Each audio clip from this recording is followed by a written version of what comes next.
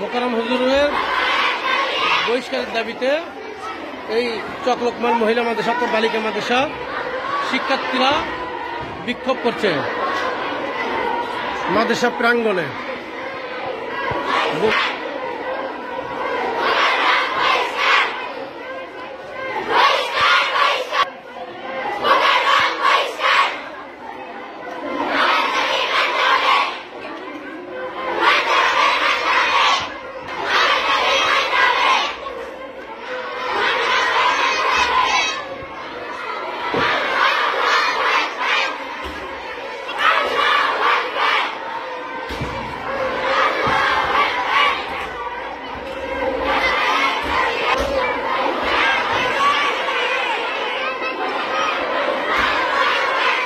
মোকাররম হুজুরের বহিষ্কারের দাবিতে চকলোকমান মাদ্রাসা তিনি পরিচালক আর বহিষ্কারের দাবিতে শিক্ষার্থীরা বিক্ষোভ করছে।